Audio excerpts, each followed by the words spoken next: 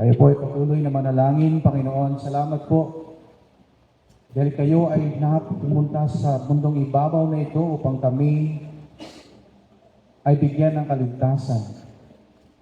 Salamat po, Panginoon. At ikaw ay aming sinasamba sa aming kalagitnaan ngayon, dakilang Diyos, sapagkat ang iyong pangalan ay nararapat na aming itaas sa aming mga buhay,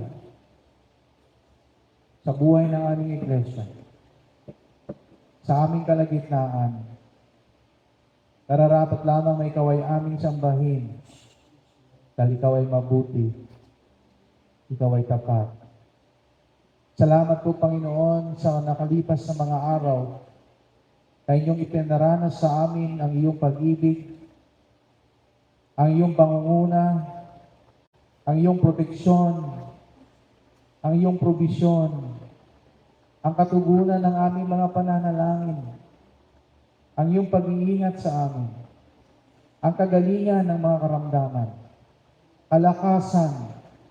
Panginoon, ngayong umagang ito, muli namin ibinabalik sa iyo at ibinibigay sa iyo ang aming mataas na pasasalamat sapagkat ikaw, Panginoon, ay dakila. Salamat, Panginoon, sa mensahe ng mga awitin na nagbibigay sa amin ng karagdagang lakas espiritual. At habang kami maglilingkod sa iyo, kasama ang aming mga buong sambahayan, paglilingkuran namin kayo ng buong puso. Tulad po ng nais mong gawin namin, susuko namin sa iyo ang aming mga buhay. Patuloy namin ipapagamit sa iyo ang aming mga buhay. Patuloy namin tataglayin ang liwanag na nagmumula sa aming Panginoong Hesus. Patuloy na lumago ang aming pananampalataya sa pamamagitan ng paggabay ng banal na Espiritu. Hindi po kami titigil sa aming pananambahan. Araw-araw, kami lalapit sa iyo upang ikaw ay aming pupurihin. Ikaw ay aming sambahin. May mga challenges pa na amin pong pinagdadaanan. Ngunit ang mga challenges na ito ay nagbibigay sa amin ng karagdagan panglakas upang maging matibay at mananagumpay sa iyo. Salamat po, Panginoon, sa kapangyarihan ng banal na Espiritu na araw-araw po namin nararanasan ang iyong paghipo sa aming mga puso, ang iyong pagpapadama sa amin ng iyong pag-ibig, na wala pong katumbas na anumang halaga ng salapi at na anumang bagay sa mundong ibabaw na ito, ang aming pong pag-ibig sa iyo, Panginoon, dahil kayo ang unang umibig sa amin. Ngayong umagang ito, ngayong sandaling ito, Panginoon, patuloy nang tanggapin ng aming mga pagpupuri, ang aming mga pananalangin. At habang kami makikinig na yung banal na salita, kayo ay mangusap sa aming mga puso. Turuan niyo po kami. Turuan niyo po kami ng iyong kalooban. Gabayan niyo po kami ayon sa iyong layunin sa amin. Sa iyong pangako na kami ay iyo pong sasamahan. Hindi niyo kami iiwan kailanman. Ay amin pong patuloy na kiniklaim.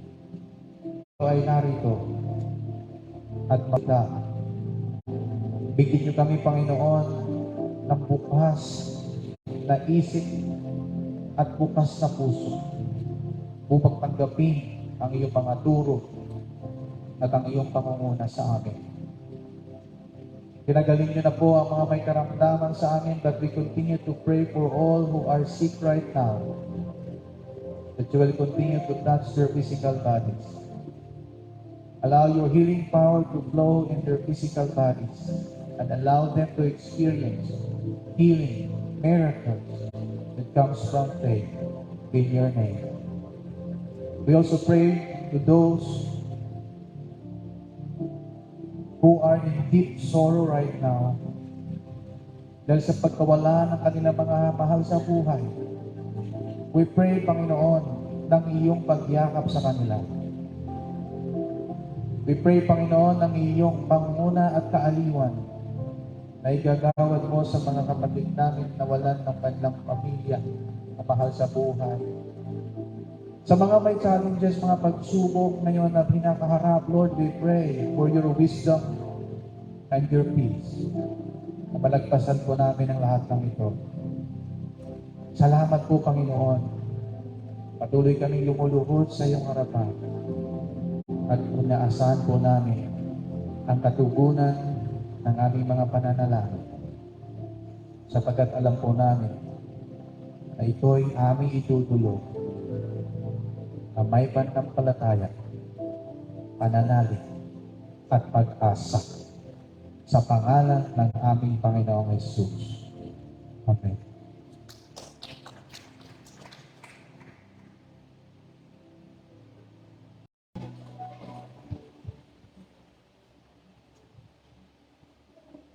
Magandang araw po sa ating lahat. Salamat po sa Panginoon na pinili niyo po ngayong umaga na pumunta sa church. Yan po ating handog. Napakasarap din po makita na isang pamilya ay sama-samang naglilingkod sa Panginoon. Amen? Amen. Marami po sa ating realidad sa buhay na hindi po tayo buo na naglilingkod. Kahit po ako, sa aking pong pamilya.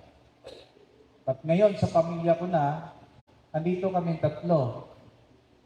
Siguro no choice sila dahil pastor yung tatay ni CJ, ay si CJ ay nandito. But ang napakaganda po na tingnan, yung isang pamilya, sila Brother Topi, yung Sister Mary, si Yusel, at ngayon ay may nadagdag si Risa Fina Joy. At sila po ay naglilingkod sa Panginoon dito sa ating pong iglesia. Ang paglilingkod sa Panginoon sa ating pong pagsisimula ngayon ay ating pong buksan yung ating pong serye patungkol sa service o paglilingkod sa Diyos. Sa buong buwan po na ito ay pag-usapan po natin ang topic na to about serving. Serving God, serving people as we serve God, or serving God as we serve people. At yung pong pagsiserve po natin ay isang pagpili po ito. Serving God is a choice. Pagpili. Ang ating paglilingkod ay kinakailangan nating piliin maglingkod sa Panginoon. Meron tayong choice na hindi pipiliin. Meron tayong choice na piliin po natin. Kaya po napakaganda na tayo ngayong umagang ito ay pinili natin paglingkuran ng Panginoon. Pinili nyo gumising ng maaga, sa kabila ng puyat, siguro, kung ano po ang inyong ginawa last night sa trabaho, napuyat kayo, ba't pinili nyo pong magising ng maaga para makasama ang Panginoon, makasama ang kapatiran, na sama-samang sasamba sa Diyos. Sa panahon po ng Joshua, ng mga panahon na ito, sa 24, ay hinamon po niya ang mga Israelites kung sino ang kanilang piliin na paglingkuran. Pero bago po dito, ay ipinaalala po ni Joshua sa bansang Israel kung gaano kabuti ang Diyos sa kanilang buhay. Isinilaysay po ni Joshua ang ginawa ng Panginoon sa kanila sa bansang Israel kahit nung sila ay nasa Egypt pa. Na sila ay nasa lugar na tinatawag nilang the land of slavery. Sila po ay slave. Sila po ay mga alipin. Nalalaman po natin sa kwento po na bago sila dalhin ni Moses palabas, sila ay pinapahirapan ng mga Egyptians. Sila'y gumagawa ng mga bricks, ng mga building, at walang pinoprovide ng mga hollow blocks, at ng mga drama, at ng mga buhangin. Sa panahon natin ngayon, pinipilit silang gumawa ng mga product na wala silang mga raw materials. Hinahirapan sila sapagkat inaakala ng mga Egyptian sa patuloy na pagdami ng mga Israelites, natakot po sila na baka mag-aklas itong mga taong ito at sila po ay kakalunin, mag-join sa kanilang mga kalaban. Kaya pinapahirapan po nila ang bansang Israel. Ngunit sila ay niligtas ng Panginoon sa pamamagitan ni Moises. Tinawag ng Panginoon si Moises at sinabi na ilig ang kanyang bayang Israel palabas sa Egypt, sa isang lupain ng paghihirap. At isinalaysay po ni Joshua lahat ng ito sa harapan ng bansang Israel. Sapagat ng mga panahon na yon, sa kabila ng kanilang, sa mga himala na ipinakita ng Panginoon sa kanilang bansa, sa kanilang bayan, ay tuloy pa rin ang kanilang pagsamba sa mga Diyos-Diyosan. Kung meron pong number one na problem na mga Israelites na kanilang paglalakbay mula sa Egypt papunta sa lupang pangako ng Panginoon ng Canaan, ay walang iba kundi ang problema sa kanilang pagsamba sa Diyos-Diyosan. Idolatry. Gumawa sila ng mga anyo ng baka, at ng iba pang mga bagay at kanilang sinasamba. Nagtayo sila ng mga dambana para sa kanilang mga Diyos-Diyosan. Kaya dito po sa passage na ito, inamon po sila ni Joshua, piliin ninyo kung sino ang nais ninyong piliin. Paglingkuran. Sapagkat we cannot serve God kung tayo po ay meron pang mga idols. Sabi ng Panginoon, sabi po ni Joshua, now, fear the Lord, sabi sa 17.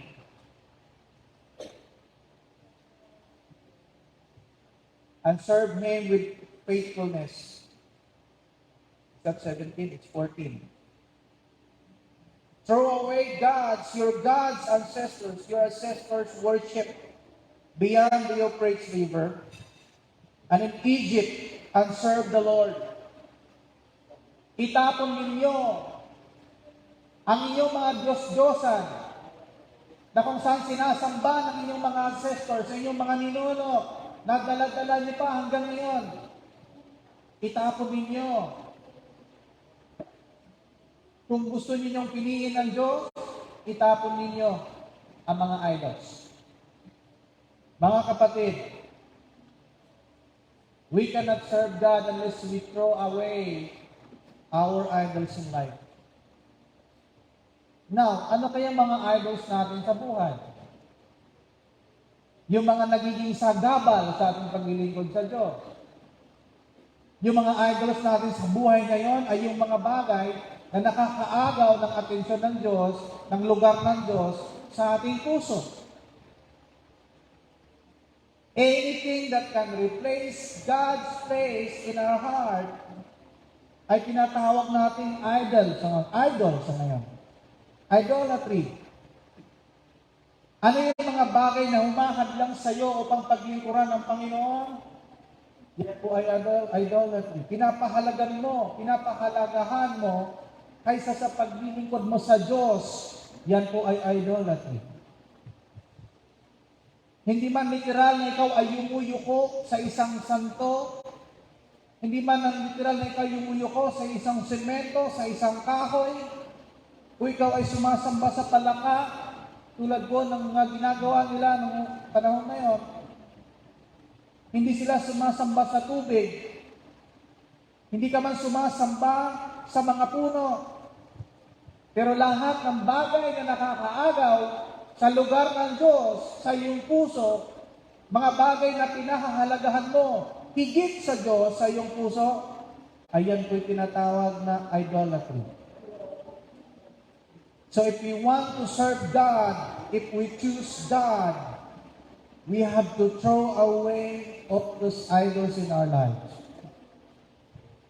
Tatapon po natin. Ano kaya mga bagay na kailangan mong itapon para mabigyang lugar ang Diyos sa iyong puso? Ang iyong puso ba ngayon ay punong-puno ng mga bagay na hindi puno ng mga bagay na mga basura na hindi dapat andon? O yan ay punong-puno ng salita ng Diyos, punong-puno ng mga kabutihan na galing sa Panginoon? Ano kayang laman ng ating puso? From Monday to Saturday, ano kayang laman ng ating puso? Nakikita pa kaya si Kristo sa puso natin pag dumating ang araw ng Miyerkules, ng Huwebes, ng Biyernes, ng Sabado? Andito pa kaya siya sa ating buhay? We have to throw away things that are not necessary to be inside our heart so that the place of God ay meron pong kuwang ang Diyos sa buhay natin, sa ating puso. Mayroong tatlong bagay po na ating pong pag-aaralan sa umagang ito. Number one, we serve God even if others do not. Ano pong sabi niya sa verse? But if serving the Lord seems undesirable to you, then choose for yourselves this day whom you will serve. Whether the God of the Amorites in whose land you are living, but as for me and my house, we will serve the Lord. Amen? Pumili kayo ang ng Diyos na iyong paglilingkuran. Choose for yourself today. Ngunit, kung hindi bukal sa iyong kalooban, if serving the Lord seems undesirable to you, then choose for yourself this day whom you will serve. But as for me and my house, we will serve the Lord. Pwede bang sabihin natin ito? As for me and my house, we will serve the Lord. Ito po'y pagpili natin sa Diyos.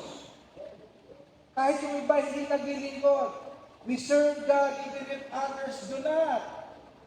We serve Him not because others serve Him too, but because it should be our own decision to serve Him.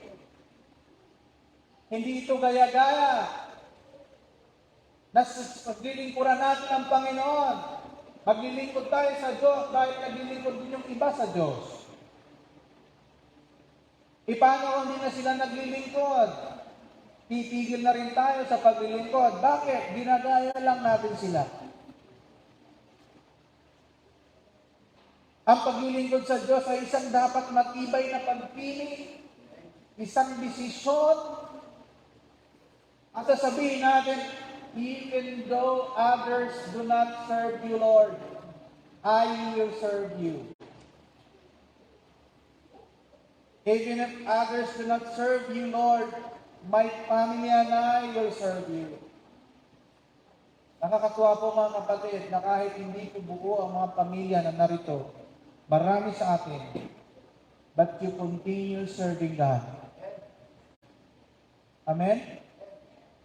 Kahit na marami sa atin po ay hindi buo ang pamilya, sa paglilingkod sa Diyos, pero pinili nyo pa rin maglingkod sa Diyos. Marami sa atin ay walang yung mga kasama sa bahay, walang mga anak, walang asawa. Ba't kayo ay narito pa rin? Bakit pinili niyo ang Diyos? Kanya-kanya po tayong kaligtasan at desisyon sa ating paglilingkod. Hindi po tayo naligtas sapagkat ang ating mga magulang ay pinili nilang paglingkod sa Diyos. Hindi po tayo naliligtas sapagkat ang asawa natin ay naglilingkod sa Diyos. Tayo naliligtas dahil pinili natin. Ang paglilingkod ay isang pagpili. Salamat po sa Panginoon na sa umagang ito ay pinili po natin siya. Binigyan pa sila ni Joshua, dito po mga Israelites, ay binigyan sila ni Joshua ng pagkakataon. Kung hindi kayo masaya sa inyong paglilingkod, if serving the Lord seems undesirable to you, hindi ka masaya na nandiyan ka sa church, pero hindi ka masaya na naglilingkod sa Panginoon. Marami po ba sa atin, meron po ba sa atin dito na napipilitan lamang sa ating paglilingkod sa Panginoon? Meron ba sa atin dito na tinutukan lamang ng sandok? Sandok. Mag-church ka mamaya or else wala kang pagkain. Meron ba sa atin dito pinili po na pumunta sa church?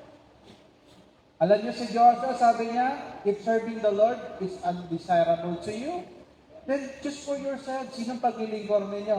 Mga kapatid, dalawa lang po ang pwedeng paglilingkuran natin sa buhay na ito. It's either naglilingkod tayo sa kalaban o naglilingkod tayo sa Diyos. Hindi po pwedeng tayo nasa gitna, neutral. Sabi po ng salita ng Panginoon, yung lukewarm. Kailangan kumampi tayo kung saan tayo kakampi sa Diyos, kung kanino tayo maglilingkod, kung sa Diyos tayo maglilingkod. Hindi po pwedeng dalawang isip tayo sa ating paglilingkod sa Panginoon. Alam niyo kung bakit? Ang Diyos ay hindi nagdadalawang isip na tayo iligtas. Hindi siya nagdadalawang isip na ibigay ang kanyang buhay sa atin. Tayo iligtas, binigay niya sa atin ang kaligtasan na ito. If serving the Lord is not or seems undesirable to you, kanino tayo maglilingkod? Pero napakaganda pong statement po na ito ni Joshua. Malaya naman tayong lahat dito mga kapatid. Malaya tayo. Araw-araw ay meron tayo mga choices. Pagising natin sa umaga ay meron tayong mga choices. Ano yung gagawin natin para mapaglingkuran natin ang Diyos? Meron tayong mga choices, sasabihin natin, ngayong umagang ito, manalangin ako sa Diyos. O ngayong umaga na ito, buksan ko ang aking Biblia. O ngayong umaga na ito, ay tutulong ako ng isang kapwa. O ngayong umaga na ito, ay mag-pray ako para sa aking kapwa. O ngayong umaga na ito, magbigay ako ng encouragement sa aking kapwa. Meron tayong mga pagpili, meron tayong mga desisyon na kinakailangan, na ginagawa po natin araw-araw. At yung ating pong paglilingkod sa Panginoon, kinakailangan po ng desisyon. We serve the Lord not because others are serving the Lord too, but because it's our decision to serve the Lord.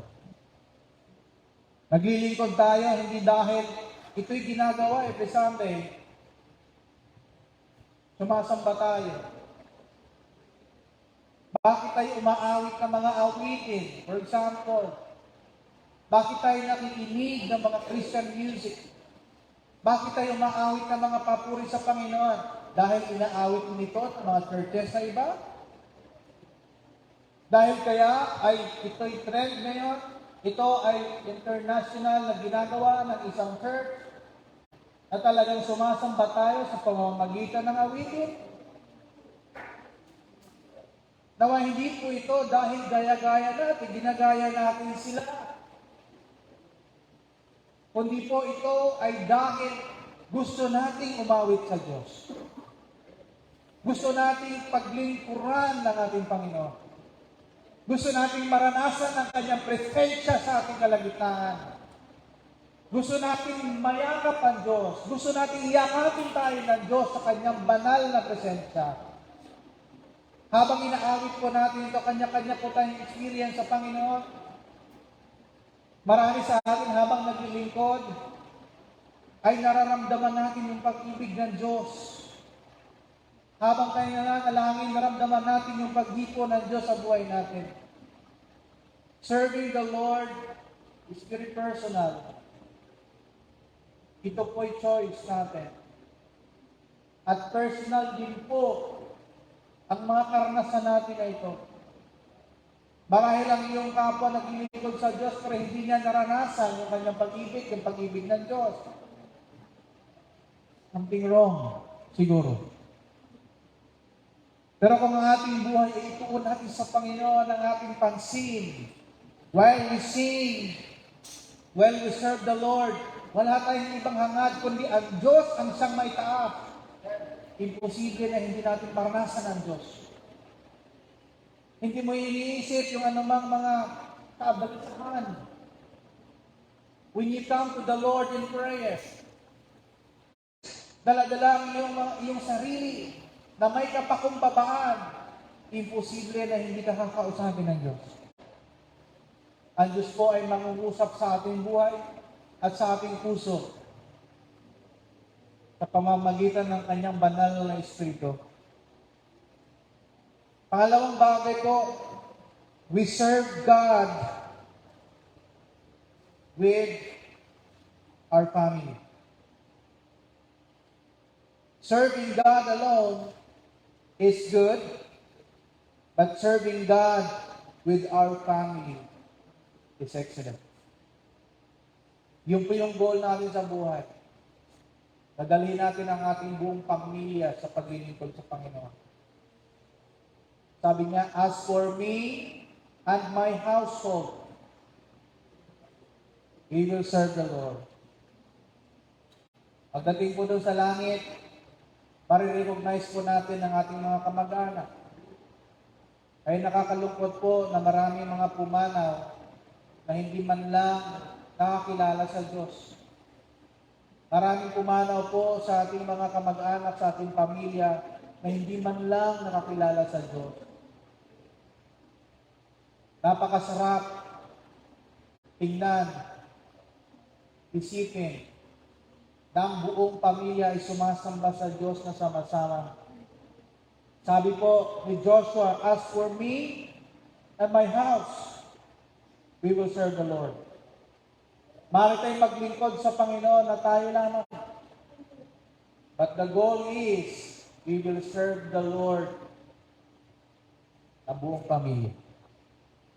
Naalala ko ng kwento ni Cornelius sa Book of Acts, chapter 10. Sabi po niya, sabi po doon na si Cornelius po ay isang hintil, isang Gentile, but siya po'y nag-request na puntahan ang kanyang tahanan para mapakinggan nila ang salita ng Diyos. At dumating po si Peter kasama ang kanyang mga kasama at nagturo po sila doon sa bahay ni Cornelius. At hindi kalaunan sinabi po ni Cornelius, kami magpapabautismo. At alam nyo, si Cornelius at ang kanyang buong sambahayan ay binautismuhan. Sila'y nagiging Kristiyano, unang mga hentil na nagiging Kristiyano ng panahon ngayon. Pinili nilang maglingkod sa Panginoon. at ang buong pamilya na ito ay nagiging Kristiyano. Gaano po ka-firm yung ating pong decision to serve God? Gaano po katibay yung ating pong desisyon na maglingkod sa Panginoon? As for me and my house. Hindi kaya kung ikaw lang sabihin mo, as for me, myself, and I. As for me, myself, and I will serve the Lord. Kahit nasabi ni tatay, huwag kang pumunta sa church. Kahit sabi niya na maglaba ka na lang.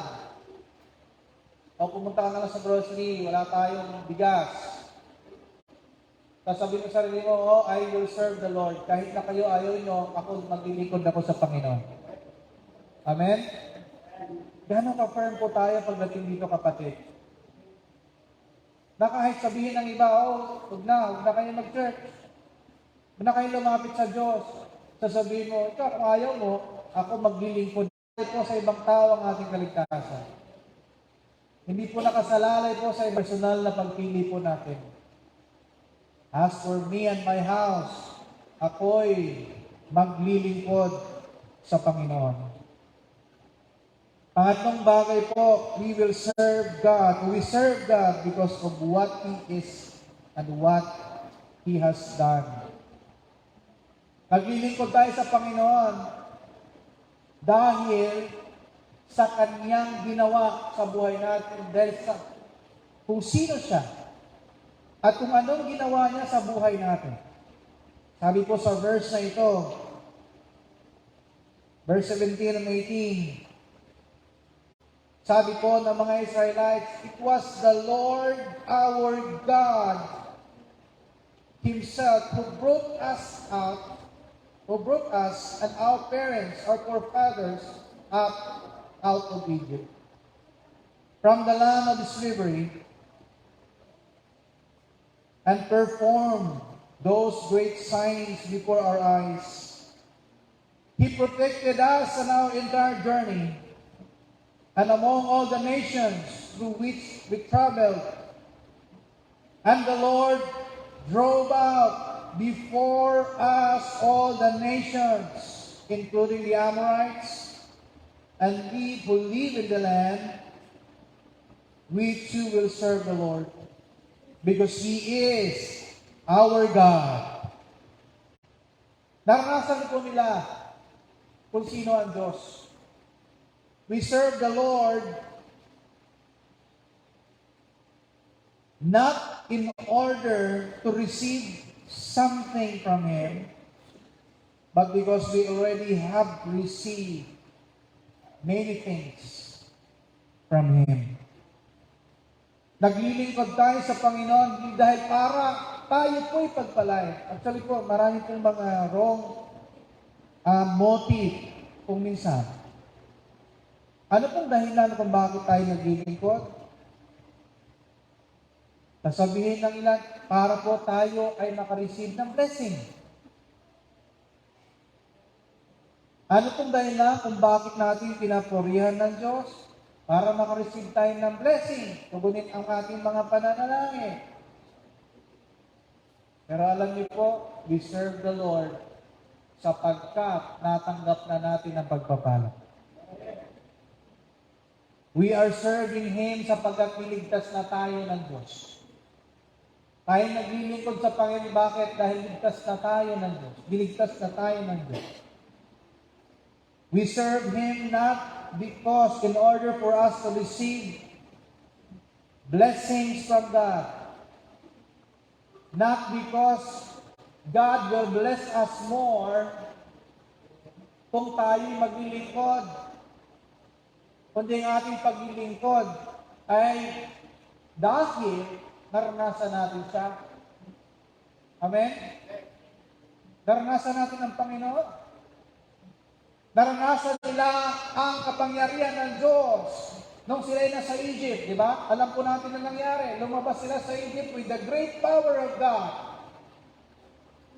Sabi niya, it was Himself, it was God Himself who brought us out of Egypt with great power, with great signs and wonders. Inalis kami ng Panginoon. Siya yun, ang Diyos ang kumilos. Naranasan po nila ang kapangyarihan ng Panginoon. Naranasan niyo bang kapangyarihan ng Diyos sa iyong buhay? Sa lahat ng nakaranas ng kapangyarihan ng Diyos sa kanilang buhay, magsabi ng Amen. Kunti lang ata. Naranasan ba natin ang kapangyarihan ng Diyos sa ating buhay? Naranasan po natin. Ang ating pagpunta pa lang dito is a great testimony that we experience the great power of God. Amen? Naranasan po natin ang kanyang kapangyarihan. Kahit po sa pagising natin sa umaga, kapangyarihan po ng Diyos yun. Nakita natin ang liwanag ng araw, dahil sa kapangyarihan ng Diyos.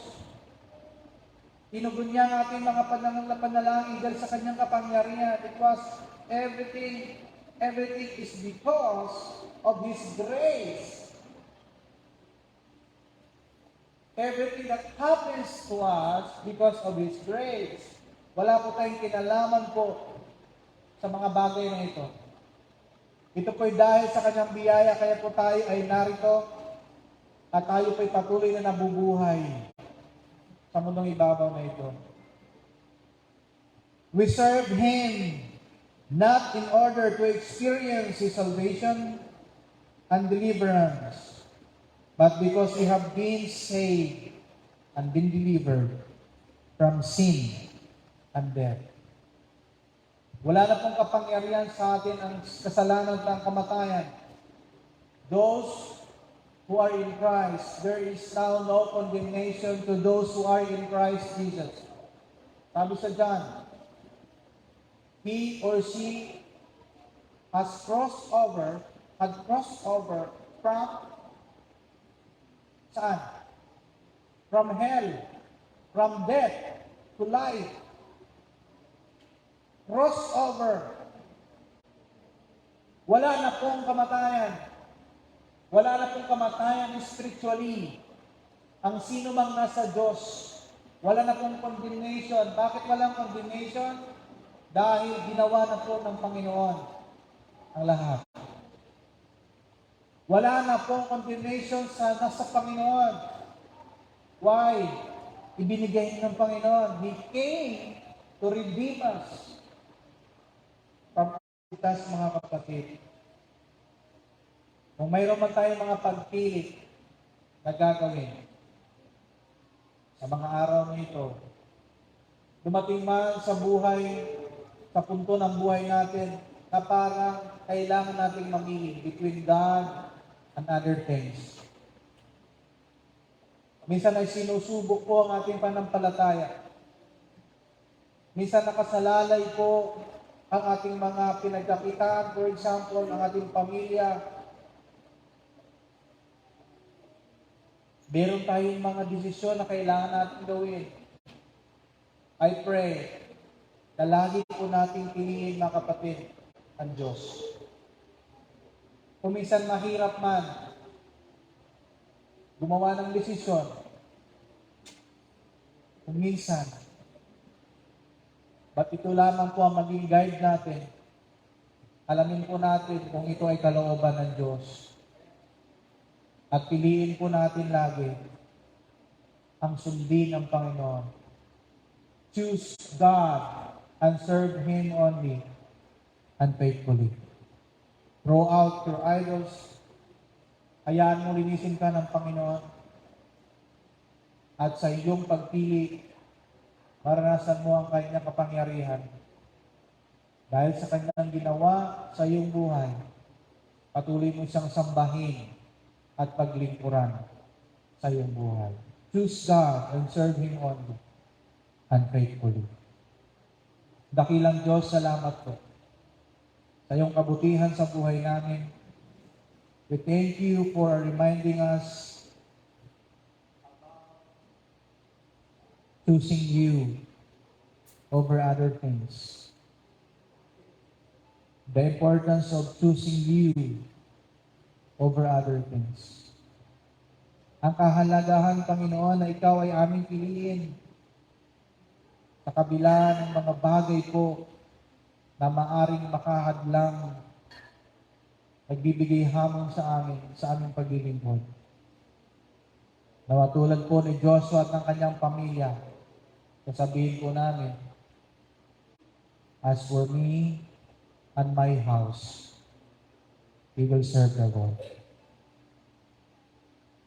Panginoon, tulungan niyo rin kami na magkaroon kami ng personal na desisyon. Nasabihin po namin, I will serve the Lord. No matter what. Kahit yung aking pamilya, yung ibang membro ng aking pamilya ay hindi naglilingkod sa Panginoon. Maglilingkod ako sa Diyos. Ngayong umagang ito, Panginoon, na patuloy naming maranasan ang iyong pangunguna sa amin as we celebrate ang Lord's Supper, ng iyong huling hapunan, the Holy Communion.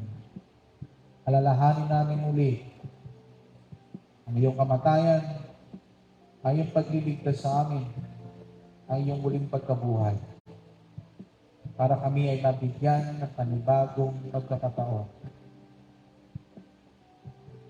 At ikaw ay aming sambahin.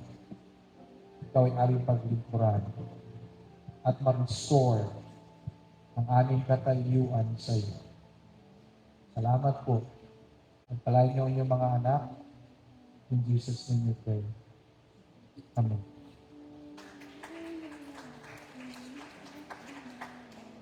Let's continue po ng ating pong Holy Communion this morning. I-ask po ng ating mga steward. Sila po ay i-assist tayo. Tulad po ng ating kagawian sa